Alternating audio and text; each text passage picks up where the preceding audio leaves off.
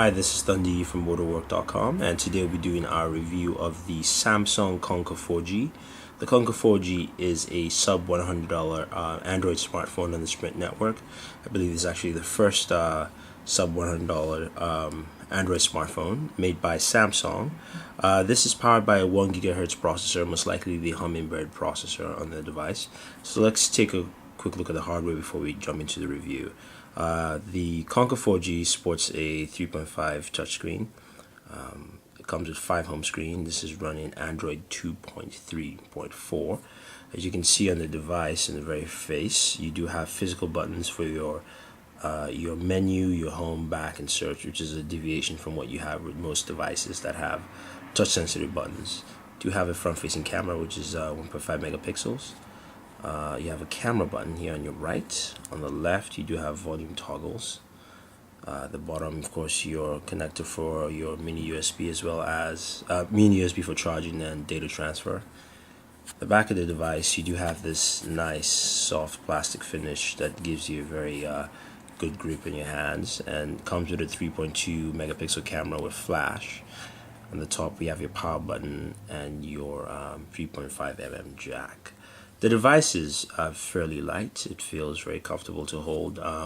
If you're not one who wants a 4-inch touchscreen smartphone, or 4.5, as you can see the sizes are getting bigger, this is something actually works quite well in the 3.5 range and feels very comfortable in the hands. And again, like I said, this is very light, so it's something that you can easily slide into your pocket and not actually feel the device is there. As I mentioned earlier, this is running Android 2.3, stock Android 2.3. We can just go into take a quick check in there. Scroll down to the bottom. You can see this is running Android 2.3.4, though this doesn't come capable with the ability to video chat through Google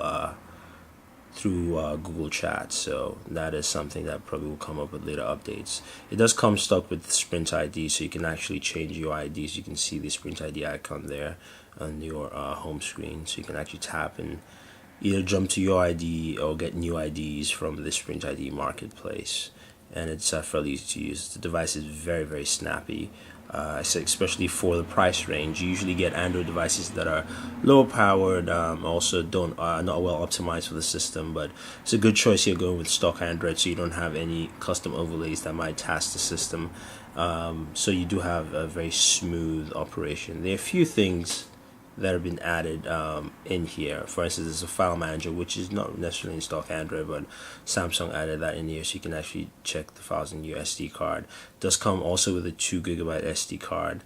And as for applications, there are the stock Sprint apps like the Sprint Zone. You can create a hotspot with the Sprint hotspot of up to 5 devices. Of course, your Sprint ID and your Sprint mobile wallet for basically credit card free payments. You just use your phone to pay for items. Overall, like I said, this thing is very snappy. One more thing just to quickly check. Let's jump in and take a look at the camera itself and look at the camera interface. Again, you do have your stock Android camera interface. You can record with the front-facing camera, as well as take pictures with that. So you can just hit menu, switch to the front-facing camera. We can actually record with this, so you can actually see me here and record with that. Overall, the camera is pretty smooth. We'll have a video recording attached with this review, so you guys can check it out and see how well the camera performs. It's decent, especially the rear camera through 3.2 megapixels. You do get Booredatwork.com recording off the front-facing camera of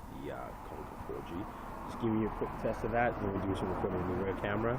This is all attached with the video review, so definitely check it out and enjoy. But yeah, so it's about 20 seconds with me, and switching over to the back. Alright, so we have the rear facing camera now, and then you guys spend some time with